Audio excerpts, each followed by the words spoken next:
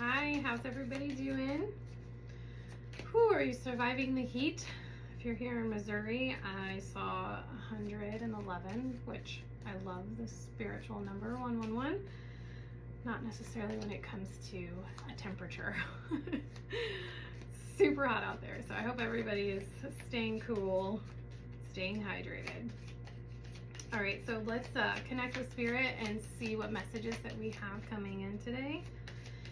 See if you're feeling message 1, message 2, or message 3, or all of them, or 2 of them. Doesn't matter. Just feel into your intuition. We're going to call on our angels, ancestors, spirit guides, and loved ones. What do we have for message 1? There we go. Find your inner child. This one keeps coming up. I really think that this is about the inner work right now. I know that I am working on this, so this might be a collective thing that some of you are feeling right now. It's really about like being able to recognize, how can I put this? For me, there's a part of me that needs like validation or words of affirmation, and I'm recognizing it's part of who I am in my solar system, right? So I'm a Taurus energy, I have a Leo moon, and so it's important for me to like hear and know these things about myself. And I've been fighting it for so long, thinking like, what is wrong with you? Like, why do you need validation? Like, why do you need these things? Why can't you just be okay with you knowing these things, right? And I kind of had to start doing some inner child work and recognizing that there's parts of me that at some point in my lifetime where I felt like I was too much, right? Like my energy might have been too much. I needed to know that I was doing okay to feel safe for some reason. And so without that, I don't feel like everything is okay. And it's really not fair for other people, because other people might not have that sense of like needing to validate you, right? And so we kind of like, when we're that kind of person, we're kind of like looking for those validations to make ourselves feel comfortable and safe.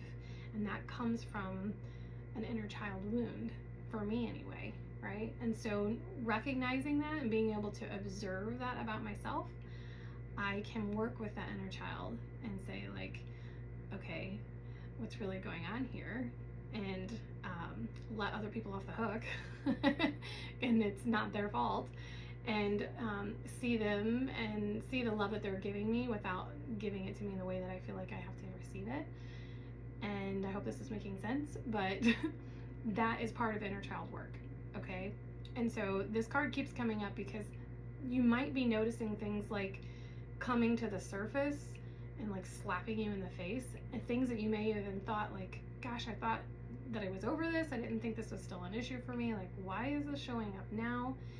And it's because the energy right now from the universe is like pulling these things up and out of us so that we can work through them and release them and be free of them and move forward and find peace and happiness within ourselves, okay? So pay attention to the things that are coming to the forefront. You don't have to identify it either, okay? I don't necessarily need for you to think that you have to like figure out like, who did this to me? Where did this come from? You can just recognize that it's an energy within you. Where it came from doesn't matter. What if it was from past lives? What if it was from, lineages ago? Like, you're not going to be able to identify it in that case. So just be able to recognize that it's coming from somewhere within you and you're ready to heal it. And put your hand over your heart and talk to that inner child and send it the love that it needs, okay? Sorry, I know that was really long-winded, but I resonate with it a lot. So hopefully that helps some of you. All right, what do we have for message 2? Message 2. There we go. Live in the flow. All right, so if you look at this picture, her crown chakra connected to spirit is wide open. Her third eye is connected for her intuition. And then she is listening, okay? And that is like listening to that inner voice, listening to your spirit guides, listening to all the signs and synchronicities that are happening. You're paying attention and you're open and you're receiving, and you can let go of ego and not let ego jump in and start giving you all of the scary stories and the what ifs, and the self-doubt and the criticism.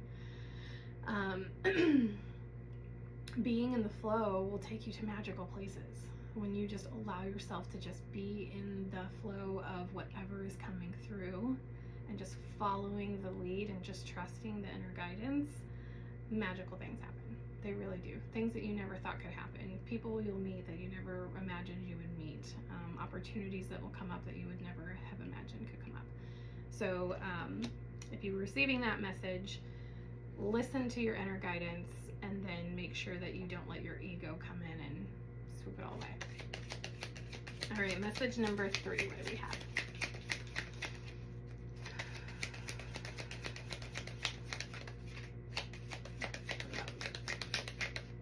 Sometimes I close my eyes and they fly out and I don't realize it. Message 3.